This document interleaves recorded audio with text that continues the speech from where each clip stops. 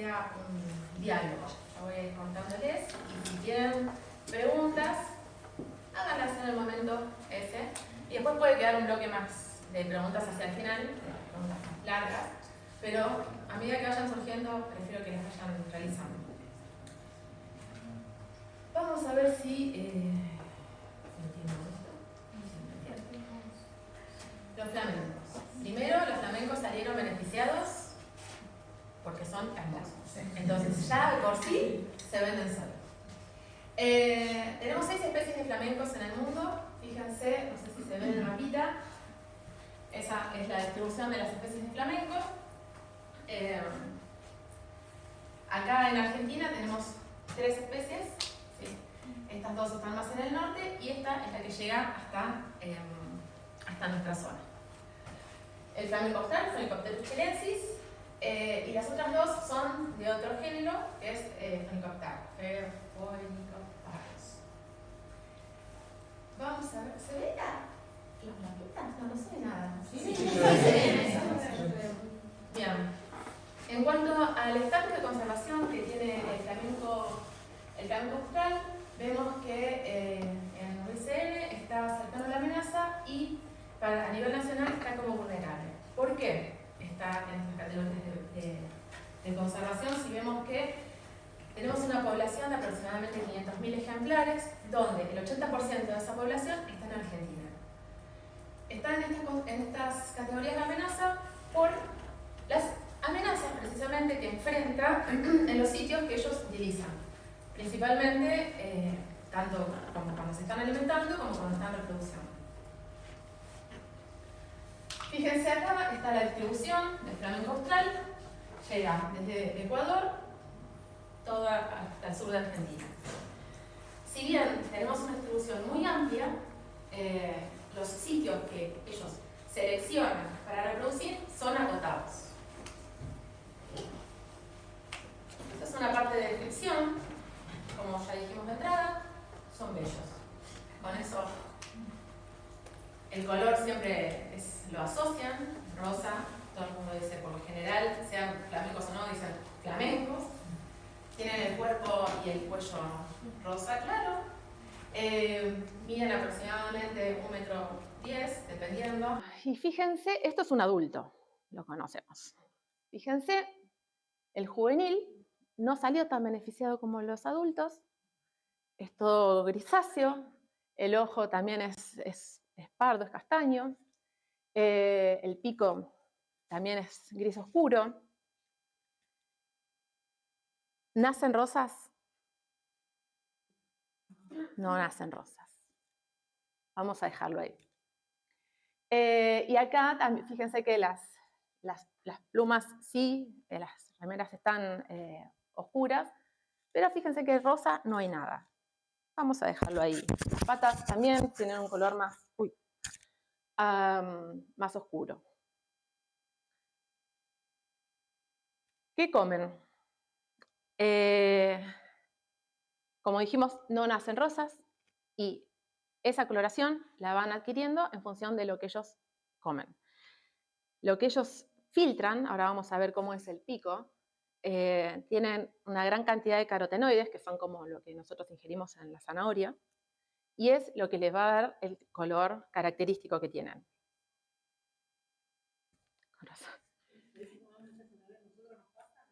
Por ahí nos convertimos en pelirrojas.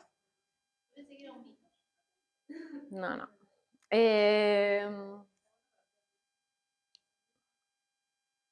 Fíjense, el pico del flamenco es como lo más semejante a una ballena que nosotros podemos imaginar, ¿sí? Tiene la mandíbula de abajo más grande que la parte de arriba, en eso se parecen igual, y tienen unas estructuras para filtrar. La ballena tiene las barbas, ellos tienen laminillas. De las especies que nosotros tenemos en Argentina, dijimos que tenemos 3 especies, el flamenco austral es el más grande y que tiene esas laminillas más separadas.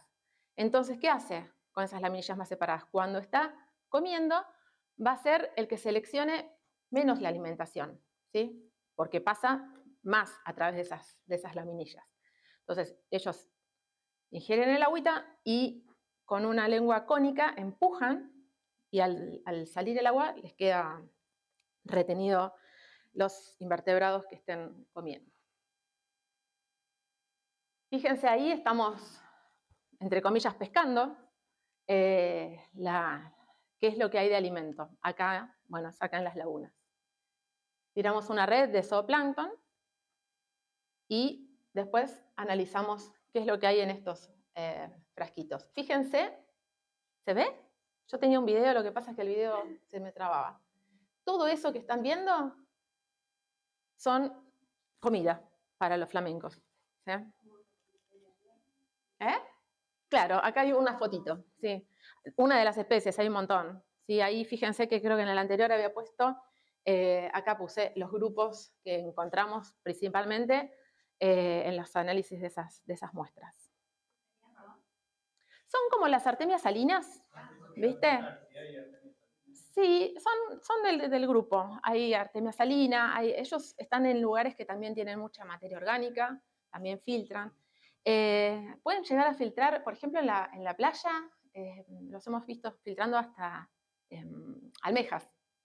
¿Sí? Los ven como hace la gaviota que mueve con sus patas, entonces mueven las patas y van saliendo las almejas y ellos van con el pico, almejitas pequeñas, pero en península han comido almejitas. Si no, por lo general comen más pequeños. Bien. Fíjense, esto es en una pescada, no sé cómo decirlo. Nosotros, esa red se tira X cantidad de metros, ¿sí? Nosotros tenemos el cabo ese medido como para poder saber el volumen de agua que nosotros estamos filtrando y poder después hacer la concentración que hay de alimento. Pero fíjense que lo que nosotros nos llevamos para una muestra es todo esto en una filtrada. Sí. Bueno, vamos a salir de alimentación y vamos a la parte de reproducción. Tienen una forma de cortejar que es maravillosa. Tienen un baile, es sublime el baile. No tengo un video para mostrarles, pero ellos hacen todo una danza con sus cuellos y lo que estuve leyendo, no sé si están así, cuando la hembra, son medio toxi, diríamos, cuando la hembra elige un macho y se retiran, si el macho dirige la mirada hacia otra hembra, lo descarta. Lo descarta porque eso dice parte de la literatura. Fíjense ahí, se ve parte del baile que hacen con sus cuellos. En la época reproductiva están más rosas todavía cuando los vemos. ¿Qué hacen? Una vez que forman la pareja, van a los lugares donde reproducen un montón de aves, se llaman colonias. Un montón de aves. ¿Puede ser?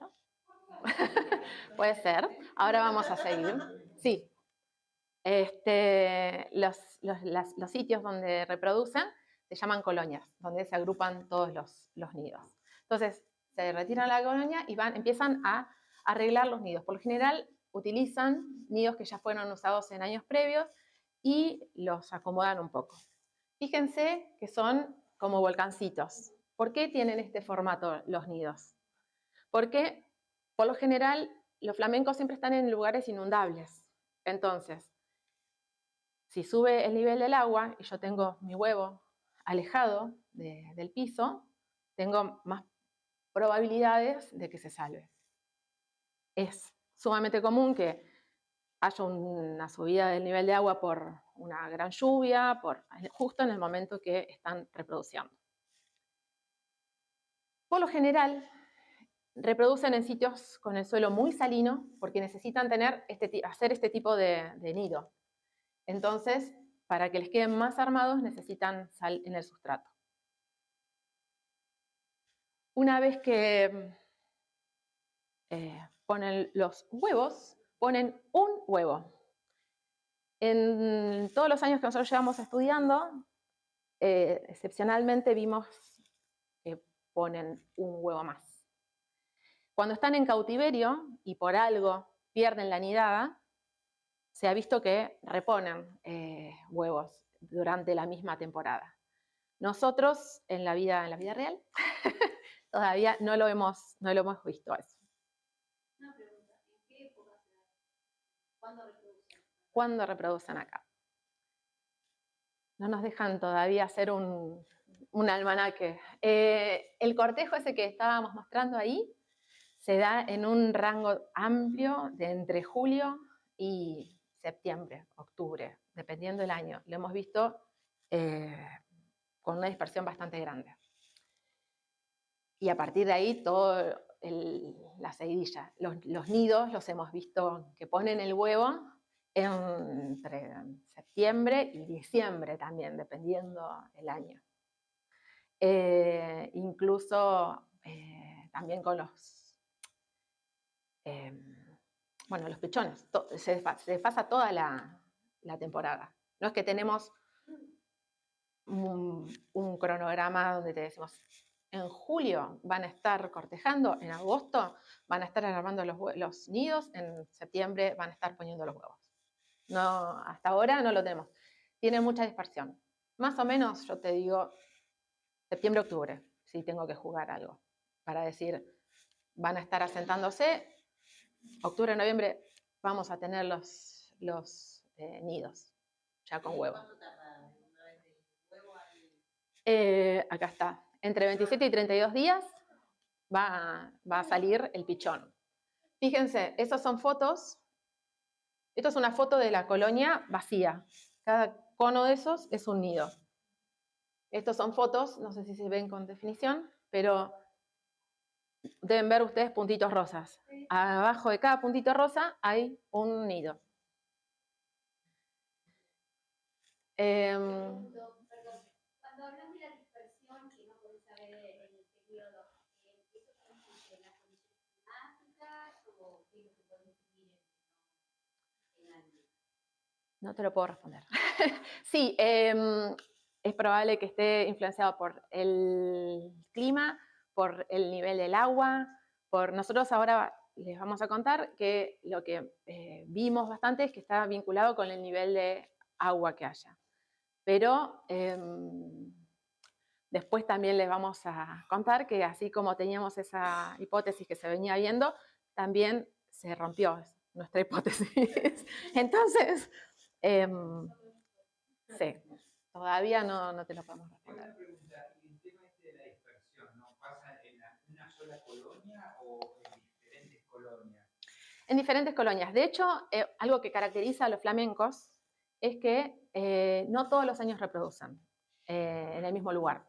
Es sumamente común que ellos lleguen, se llama prospectan, ven cómo están las características, a ver si vale la pena invertir el esfuerzo que requiere la reproducción, si tienen garantizadas, entre comillas, las condiciones de hábitat y de alimentación para encarar el evento reproductivo, y es probable que no reproduzcan. Por ejemplo, en Marchiquita, en Córdoba, en la laguna han censado hasta 300.000 ejemplares de flamencos. Bueno, no todos los años se reproducen ahí, no todos los años se reproducen las mismas colonias, y estás hablando del lugar donde hay mayor cantidad de flamencos australes de la especie, ¿no? El lugar donde hay más. Es súper común que no se asienten.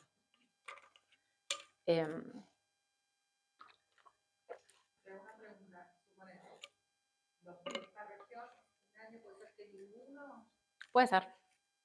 Es una decisión unánime, digamos, por Sí. alguna cuestión.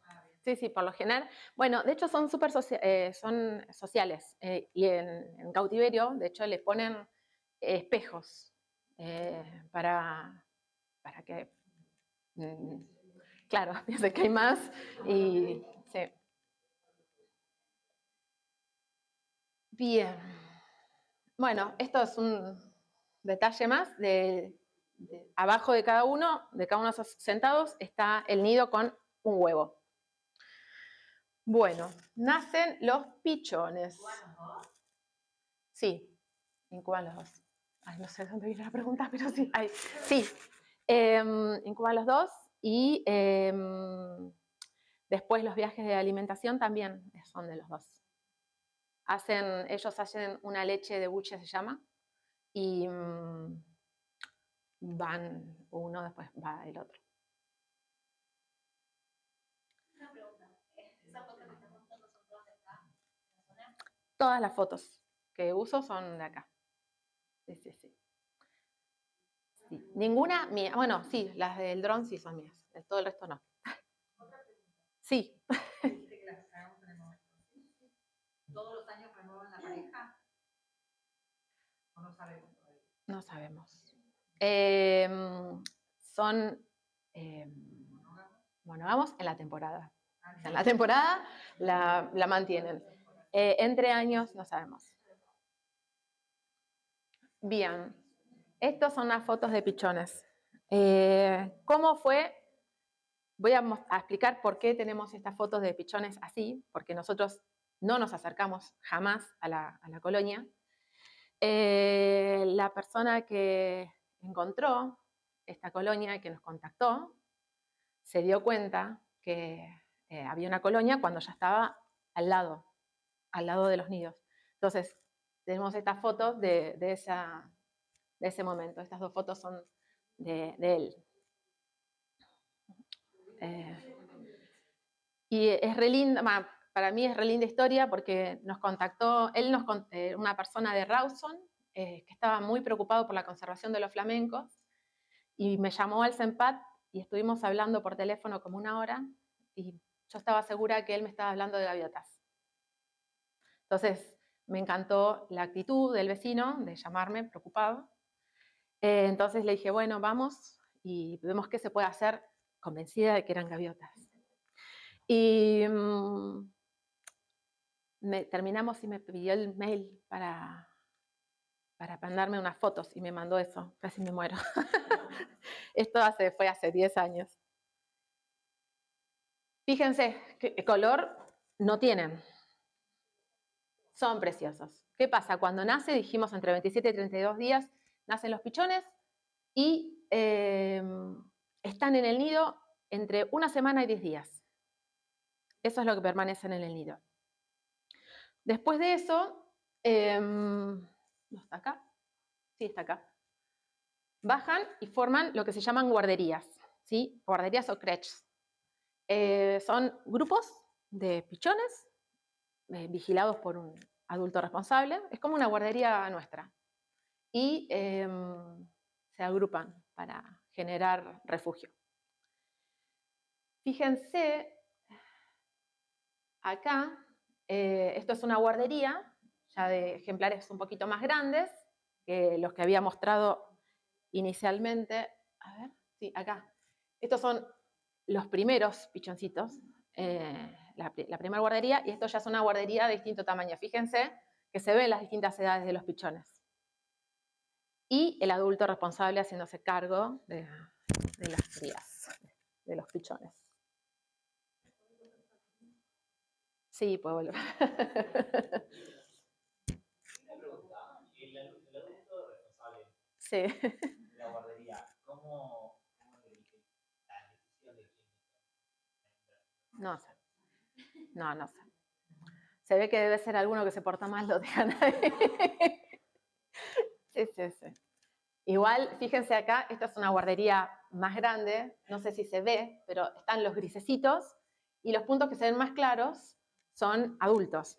Hay más adultos. La otra era como un acercamiento. Hay más, no es que queda un pobre adulto con todos los chiquitos.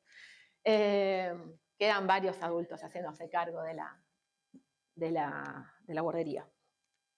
Una consulta, la alimentación, ¿durante cuánto tiempo los adultos alimentan y a partir de qué momento empiezan a filtrar? Mientras estén en el nido, sí o sí, son alimentados por los adultos. Después, supuestamente, siguen los viajes de alimentación y se los traen a su pichón, pero también empiezan a alimentarse por sí solos. Ya cuando bajó la guardería y entran a estar en contacto con el agua, empiezan lentamente a alimentarse. Eso Eso lo vamos a dejar ahí y vamos a traerlo después. Pero ahí ya empiezan a alimentarse. Pasamos a Chubut. Sitios de reproducción.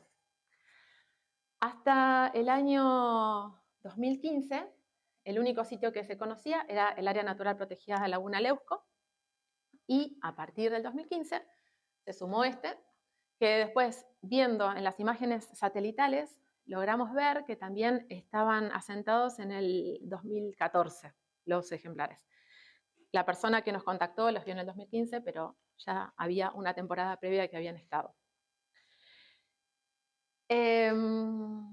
Vamos a ver un poquito del detalle. Esto, fíjense, era lo que les contaba hoy. Tienen una distribución sumamente amplia. Ahora, si nosotros vemos, tenemos todo Chubut rosa, van a estar siempre ligados a lugares donde estén con agua, pero sitios de reproducción son más acotados. Hasta hace no mucho, el sitio más austral que se conocía de reproducción era la Laguna Leuco. Después nosotros empezamos a seguir el salitral y ya ahora hay registros en Santa Cruz, que hay distintos lugares donde han ido poniendo sitios, huevos, nidos. Lo que sí no tienen la periodicidad de ir todos los años ahí, a esos sitios. ¿Cómo? Claro, pero bueno, es lo que habíamos estado hablando, que no siempre se asientan. Ya teniendo el registro de que se asentaron, puede ser que vuelvan en otra instancia. El área protegida de Laguna Leuco es del sistema provincial de áreas protegidas. Fue declarada en el año 1983, precisamente con objetivo de conservación del flamenco austral. 80 kilómetros de Esquel queda. Por la ruta 12. Sí, ahí. En realidad, el sitio que está declarado como área protegida es la laguna. Y donde ellos reproducen es en la salina. Ahí, no sé si se ve. ¿Se ve rosa ahí? No. Bueno, porque eso después se vio, también, como les dije hoy, en las imágenes satelital, bueno, en el Google, derecho, los ven que cuando está la colonia sentada se ve rosa. Esto, nosotros veníamos tratando de estudiar el área protegida de Laguna Leuco desde que estábamos estudiando en el salitral, pero no se asentaban los flamencos. Entonces, ¿qué pensábamos? Teníamos la brillante hipótesis que cuando estaban allá, no estaban acá, y cuando estaban acá, no estaban allá. Durante todos esos años que allá nos estaban asentando, acá sí los estábamos viendo asentados. Entonces, nos cerraba muy hermosa la hipótesis. Pero,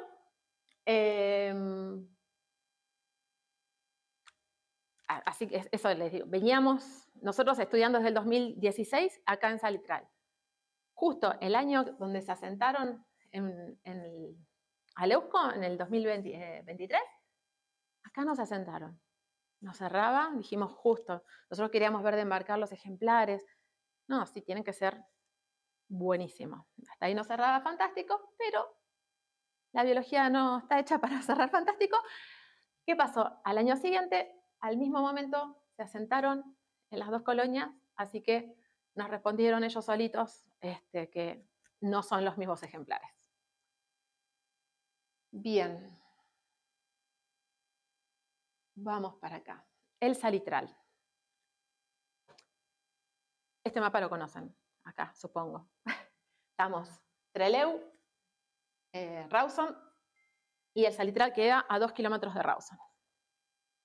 Nosotros entramos por un barrio del Gregorio Mayo, entramos derecho al salitral. Fíjense, este es el sistema de tratamiento de las aguas residuales de Trelew, laguna del ornitólogo Laguna Negra, laguna de los Dos Ejidos y el salitral. ¡Oh! El salitral. Acá tenemos un canal. ¿Cómo está regulada el agua del salitral? Recibe agua de estas lagunas, recibe agua de un canal de riego que entra por acá y recibe agua de lluvia. Tiene muy poca profundidad, entonces frente a grandes vientos o grandes temperaturas, tiene una evapotranspiración muy grande el lugar. Entonces podemos ver que cambia un montón el tamaño, o sea, dónde está el agua, prácticamente de una semana a la otra. Bien. Esta es una foto del salitral, de la colonia del salitral. Tenemos, a ver si lo puse. No, no lo puse. Lo debo poner más adelante, entonces no se los voy a contar ahora. Parte del trabajo que hacemos en el salitral es ver las abundancias de flamencos, no solamente en el momento donde reproducen, sino a lo largo del año. Lo que vemos es, este es un dibujo horrible, no importa, pero la idea es que puedan ver que acá tenemos los distintos meses del año y las abundancias. Lo que ustedes pueden ver es que tenemos flamencos durante todo el año. Hay un grupo de flamencos que se queda durante todo el año. Sí, en la temporada reproductiva tenemos más flamencos en la zona del salitral. Esto no estoy hablando de todo el sistema lagunar, estoy hablando solamente de los que del salitral. Hemos llegado a ver hasta 13.000 ejemplares ahí en el salitral. Bien. El monitoreo reproductivo que les contábamos que estábamos realizando, fíjense, vamos de vuelta con los dibujos horribles. Acá lo que tenemos en este eje son los años. Nosotros, ¿por qué siempre hago referencia así en 2 años? Porque la temporada por lo general arranca, esto que les decía, más o menos septiembre, octubre de un año, y los pichones de ese año los vamos a estar contando recién para febrero, marzo del año siguiente. Nosotros, cuando contamos los pichones, es al momento que ya cambiaron la pluma del plumón, con ese con el que nacen, a pluma a pluma con la que ellos se pueden meter al agua, ¿sí? A pluma más, la pluma de juvenil, de plumón a pluma. Acá tenemos la cantidad de nidos que hemos ido contando a lo largo de los años. Después vamos a ver los colores de las barras que significan. Hemos tenido desde años donde no se asentaron hasta años con 7.000 nidos, ¿sí? Fíjense, de 10 años que venimos estudiando, solamente en 2 años no se asentaron. Eso, para lo que yo les estaba contando inicialmente, que no todos los años se asientan a reproducir, es un índice altísimo de asentamiento. De esos nidos, después tenemos los pichones independizados, estos que yo les... Sí, puede ser que no se hayan asentado en esta colonia. Sí, igual nosotros los vemos llegar, o sea, vienen hasta acá, pero no se asientan. Están pero no tienen nido. Puede ser también que se vayan a otra colonia, que parte se vaya a otro lugar. Eso es totalmente viable. Después de estos nidos, tenemos la producción de pichones, ¿sí? La producción de pichones también puede variar entre 250 y 2.000 ejemplares, ¿sí? Esos son los que ya sobrevivieron a toda la temporada. Eso es de ser pichoncito, cambiar al pichonote ese poco favorecido fenotípicamente, a ya el juvenil con las plumas. Una vez que están con las plumas, nosotros ya lo consideramos como que va a sobrevivir, o tiene más probabilidades de sobrevivir que el pichón inicial.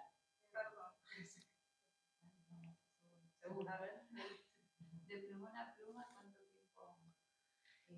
¿Cuánto tiempo tarda? Ellos cambian más o menos para... Mira, fin de febrero nosotros los estamos ya teniendo con pluma. Marzo. Es el momento donde nosotros hacemos el vuelo para tener estos números. más o menos. Ahora, si ves en las publicaciones, por ejemplo, el plumaje está descrito en una publicación donde está todo hecho en cautiverio. Y no coincide en nada con la vida real que nosotros observamos en el campo.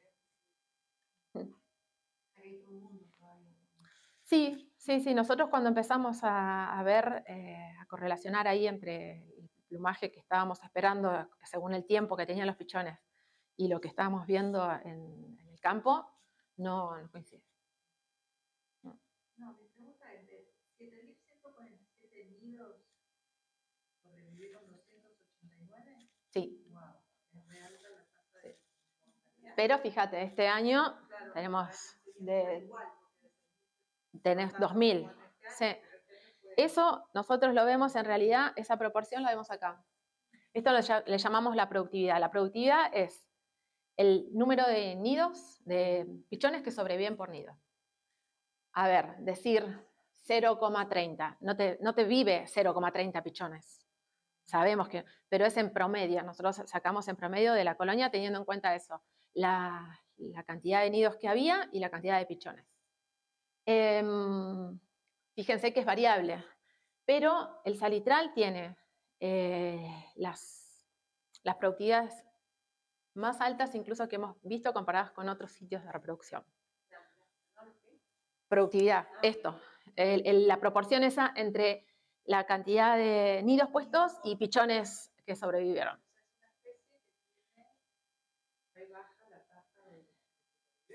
En muchas especies pasa esto.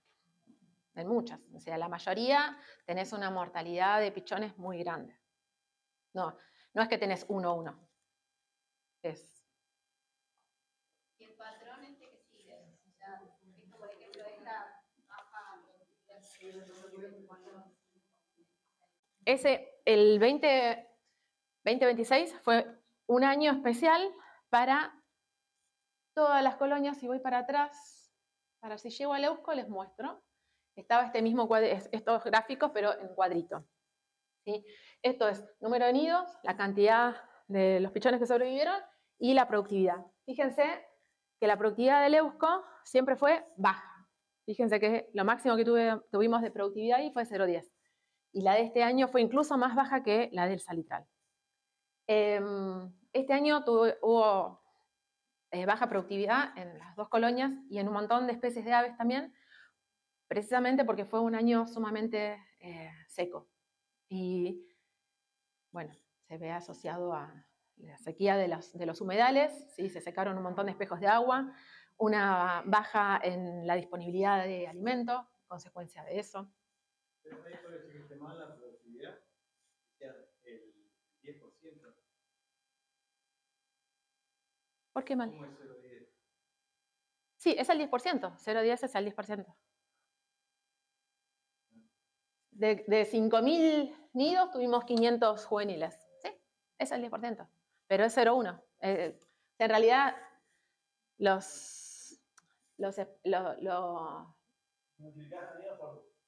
claro. Sí. Bueno, fíjense que la productividad del Eusco, la máxima, que fue 0,10, a ver si llegamos de vuelta a la productividad del salitral, acá. Fíjense que la máxima del salitral fue 0,44, altísima. Consulta, lo que respecta al 2023-2024, se veo influenciado lo que es gripe aviar. Creo que todo este año. Sí, acá no les agarró a ellos. O sea, no es que hubo mortalidad de flamencos por la gripe aviar. Estuvimos no me acuerdo si fue ese año, pero por ahí. Pero no vimos ejemplares muertos por gripe aviar. Sí, podría. Eso podría haber sido. Una pregunta. ¿Allá también ponen huevos? Sí. No. Sí, solo primavera, verano. Sí. En Córdoba, en la Puna. En la Puna tenemos las 3 especies reproducen. Y es primavera-verano, siempre. Sí, alguien dijo. La productividad vio una mayor mortandad en la etapa de la porque está como la productividad total. Sí, como la temporada. No lo sacamos parcial. Lo sacamos al final ya con los ejemplares que sobrevivieron. Sí. ¿Solamente esas condiciones del agua influían en la mortalidad o hay algún otro depredador que pueda afectar a los nidos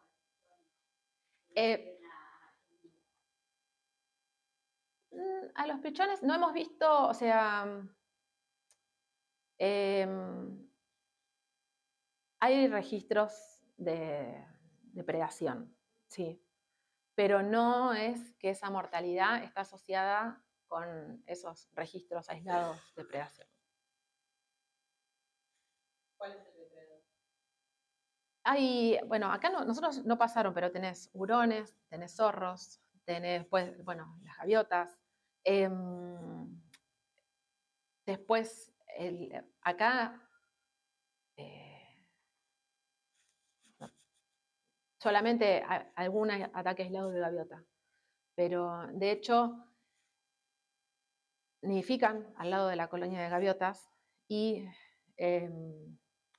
parte de lo que queremos estudiar es que aparentemente ellos se asientan ahí porque tienen el beneficio de la vigilancia que realiza la colonia de gaviotas.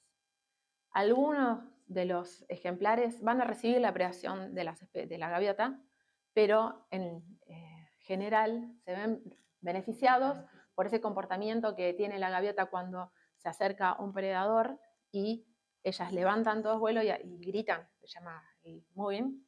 Bueno, frente a eso, el predador intenta disuadirlo, que se vaya. Entonces, se benefician de ese comportamiento, porque ellos no tienen mucho comportamiento de defensa. Son... Sí. En Aleuco también hay asentamiento de gaviotas. Pensamos que era más reciente el asentamiento de gaviotas, pero ya estuvimos viendo en censos del año 80 y chirolitas, 85, que ya había registros de gaviotas cocineras ahí en Aleuco.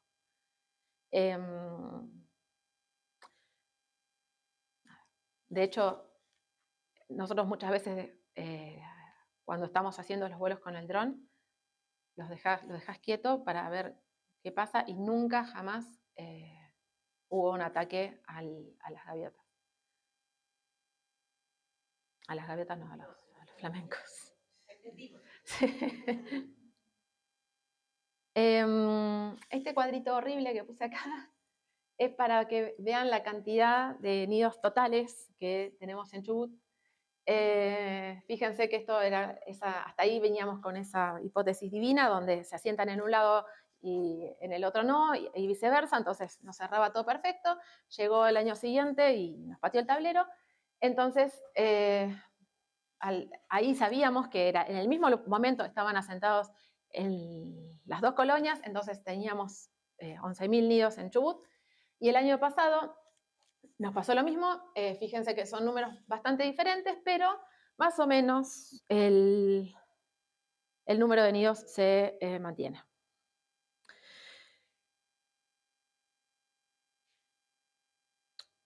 ¿Dónde se asientan? Vieron que en los grafiquitos yo poníamos barras rojas, barras azules, y les dije eso, después les cuento de dónde viene. Eso es según el lugar donde se asientan en la colonia. Y en la colonia no, en el salitral. ¿Y de qué va a depender eso? Va a depender de la altura de agua que tenga el salitral. Cuando el nivel de agua del salitral es bastante bajo, se descubre este islote que le llamamos islote largo y lo tienen disponible. Cuando sube un poquito el agua, fíjense que ese islote desaparece. Pero con el agua baja, fíjense que acá no hay isla. Y con el agua alta, acá se genera esta isla, ¿sí? Isla entre comillas, no son islas reales, ¿no? Pero formato isla. Entonces, dependiendo la situación del agua de ese año, van a tener disponible una isla o la otra. Ellos van a seleccionar siempre en un formato de isla para asentarse porque tienen una mayor protección ahí. Nos ha pasado incluso de sacar el año ese que no se asentaron, que fue en el 23 creo, de sacar perros de la isla que han pasado nadando. Y ahí sí al perro lo vimos agarrar huevos de gaviota, como si fuese un juego, porque ni siquiera se los comía, pero los rompían. Y después también nos pasó en otra oportunidad ver desde la costa los perros en la isla. Nunca los vimos un año que estén los flamencos, pero no significa que no hayan estado. Esos eran los colores de las barras que ustedes veían. Entonces, dependiendo la altura de agua, ellos van a elegir asentarse en un lugar o el otro. ¿Se acuerdan que les dije que hacían unos nidos altos? ¿Para qué? Para tener la posibilidad de que si sube el agua, les quede a salvo el nido. Entonces, fíjense que varía un montón el espejo de agua en función del agua que estén ingresando, en función de la lluvia. Bueno. Ahí en el salitral hay, así como tenemos los beneficios de tener una hermosa colonia, de tener un lugar de esparcimiento, tenemos también asociadas algunas amenazas, sean los perros que les nombré, hay basurales clandestinos, tenemos todos los parques eólicos que están en cercanías, ¿sí? Bueno, los perros, las mascotas, es un lugar que la gente va a correr con la mascota y por ahí levanta toda la bandada porque pasó el perro corriendo, nada más. Entonces, teniendo en cuenta las riquezas y oportunidades que da ese lugar y también las amenazas, surgió entre un grupo interdisciplinario presentar el área como sitio, como una reserva natural urbana, que fue presentada al Consejo Deliberante por la Dirección de Fauna en el año 2022 y bueno, está siendo evaluada. Bien. Esto hago un paréntesis porque me gusta.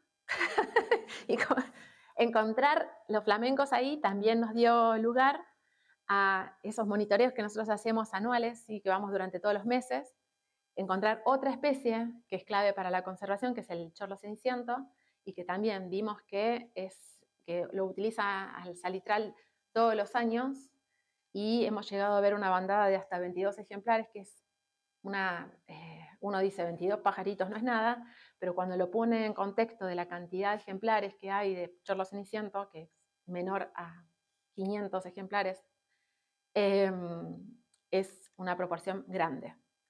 Y sumado a que vienen todos los años, realza la importancia de este sitio.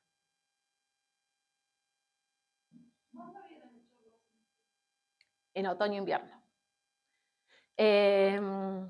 Los chorlos cenicientos reproducen en las mesetas en Santa Cruz. Es endémico de Argentina y de Chile, del sur de Argentina y de Chile. Reproducen en las mesetas y durante el otoño-invierno dispersan por la costa atlántica. Se los llegó a ver hasta Uruguay hace un par de años, pero si no hasta la costa de Buenos Aires. Y se conoce, o sea, son bastante solitarios, los ves por ahí asociados con los chorlos doble collar,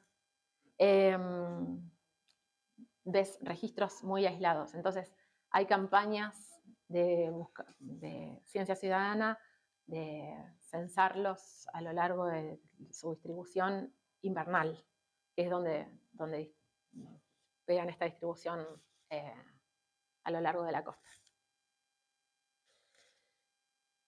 Bien, otros sitios usados por estos flamencos bellos, acá en Chubut, por lo general siempre están asociados a humedales. Los humedales, si uno va a la definición estricta de humedal, es súper amplia, porque tiene en cuenta sitios que incluso están secos, pero en algún momento pueden tener agua. Pueden ser de agua dulce, salada, salobre, puede ser de agua estancada, corriente, pero siempre está asociado a la figura de agua. Pero muchas veces, por ejemplo, esos lugares que yo le digo la salina, que por ahí está seca, es un humedal, porque en algún momento tiene agua. Las costas de nuestra provincia son humedales. Y el límite que se toma como definición de humedal es desde la línea de más baja marea, cuando uno tiene 6 metros de profundidad, ahí es el límite del humedal. Esto como para darse cuenta cuando uno visualiza y dice, bueno, están asociados a humedales. Es súper amplio, pero siempre está asociado a esta figura de agua, en cualquiera de sus estados. Bueno, en Península Valdés, no los hemos seguido. No los hemos seguido. Ahora, Yara por ahí les puede contar algo, pero la idea es que ella pueda darnos algunas respuestas de Península Valdés. Sí.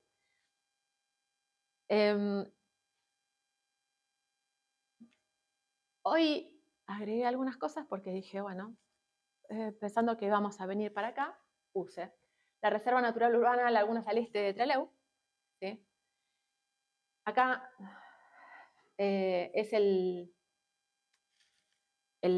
diseño que tiene esta reserva. Fue creada en el año 87, pero en esa creación no tenía bien delimitados los límites, precisamente. En el año 22 se establecen bien esos límites y cuál era la autoridad de aplicación, donde se realizó el plan de manejo, que fue presentado en el 2024. Está también siendo evaluado. Está en un cajón. Sí, sí, no ha prosperado su evaluación. Habría que activar nuevamente para que lo evalúen al plan de manejo, para que sea aprobado y pueda empezar a ejecutarse.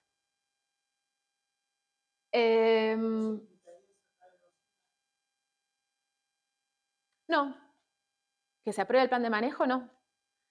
Primero necesitas el plan de manejo y después empiezan a ejecutar las acciones establecidas en él.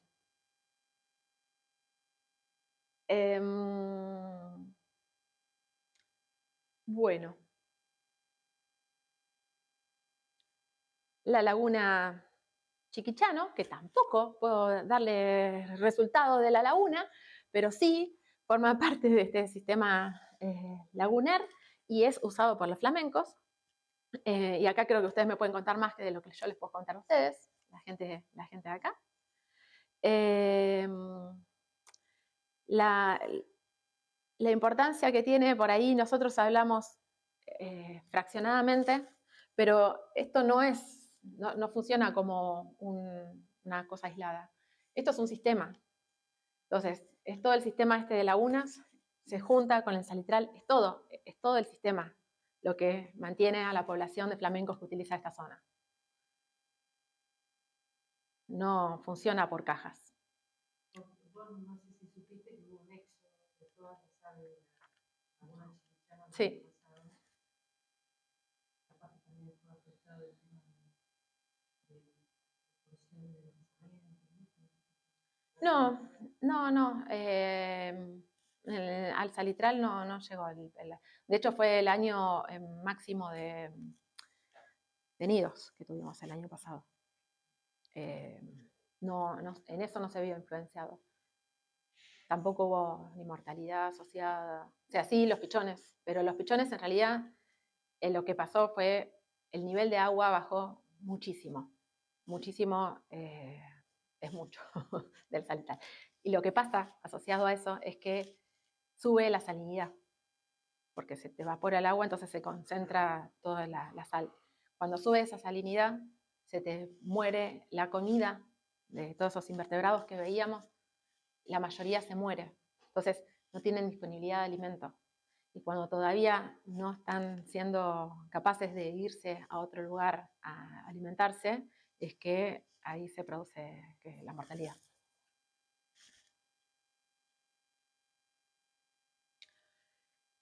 Esto es algo que por ahí resulta muy obvio, pero son pequeñas acciones que nosotros todos podemos hacer para ayudar a la conservación de los flamencos. Por un lado, podemos fomentar la creación de este tipo de reservas que veníamos hablando recién, pero en las acciones que nosotros podemos tener cotidianamente es tener la distancia de los ejemplares, ¿sí? Porque muchas veces nos pasa en la costa de Madryn, por ahí están alimentándose y en el afán de sacarle la fotito con el celular, la gente se va acercando demasiado y termina espantando la bandada. Bueno, el tema de no llevar las mascotas, muchas veces la mascota pasa corriendo y levanta toda la bandada. Y el tema de la basura, tener cuidado con los residuos, llevarlos en el bolsillo, llevarlos en la mano, hacia donde corresponde. Creería que en líneas generales no hay más nada. Así que si hay más preguntas.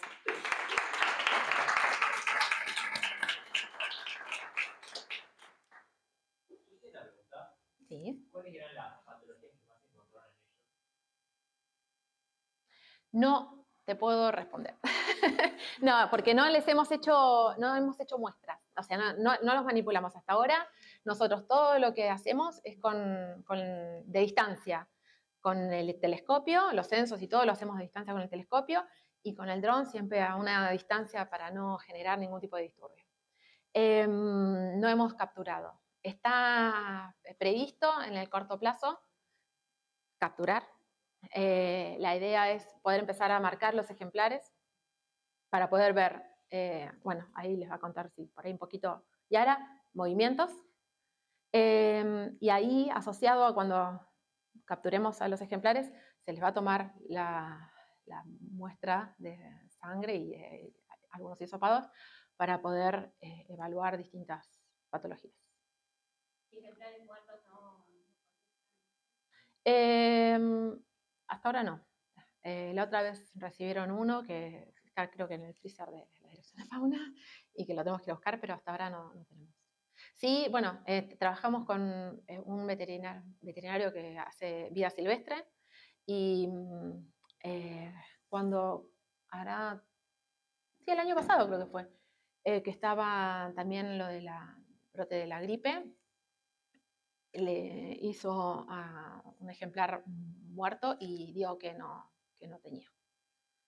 Eso al menos tenemos la tranquilidad. Tengo una pregunta. ¿Y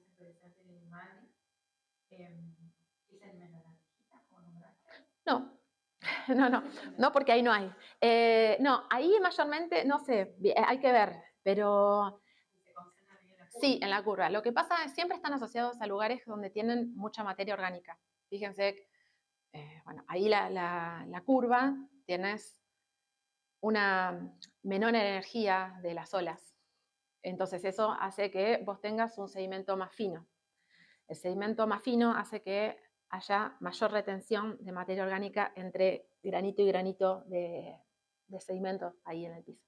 Entonces cuando ellos revuelven y filtran, hay mayor cantidad de materia orgánica. Además de eso, también hay isópodos y anfípodos, que son como los bichitos bolitas, pero de agua, de mar. Eso también lo van filtrando ellos. Pues en esa parte del Indio también hay muchos poliquetos, gusanos, son los gusanos de mar. Pero eso no, ellos no. Yo creo que la alimentación está basada en lo otro. La colonia que se puede ver es de alimentación, digamos. Sí, eso no es una colonia. La colonia siempre es un lugar donde reproducen las aves acuáticas. Un grupo. Las aves y los mamíferos marinos también arman esas colonias, ¿sí? Eso es donde reproducen, el sitio donde reproducen. Eso es un grupo de alimentación y descanso. Sí. Yo me sumo a comentar para aclarar el comentario. Yo soy licenciada y estoy en una beca doctoral de la Secretaría de UNICEF. Y en esa gran pregunta de suscripción, como directora de arte miliciana y directora de UNICEF, el patrón de movimientos. ¿Cuáles son las estrategias que se utilizan en la población de Flamengo para encontrarse en distintos minerales y qué factores estarían determinando ambientales? Bueno, saber dónde están, por qué están en estos sitios, y que también sea una base de conocimiento para poder encontrar una línea tener un turismo sustentable. Va a llevar 5 años, así que recién arrancó. Será para otra temática. Pero bueno, son las grandes interrogantes que vamos a tener.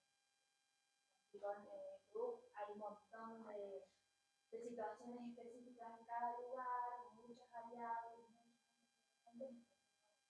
paso a paso.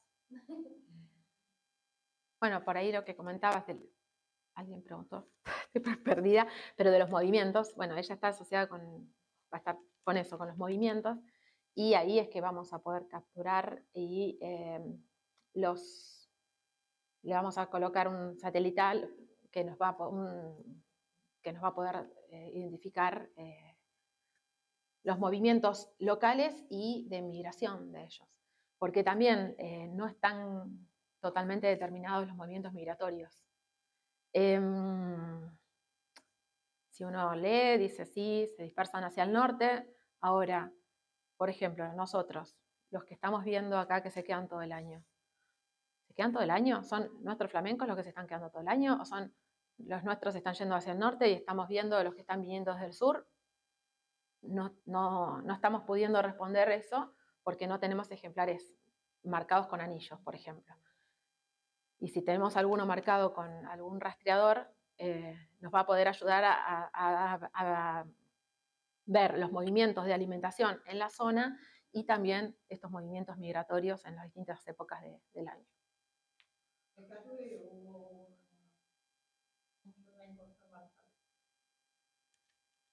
Sí, bueno, dispersan un montón. En otra, una de las farinas, en estado de juvenil, se vio que dispersa hasta 1000 kilómetros en la primer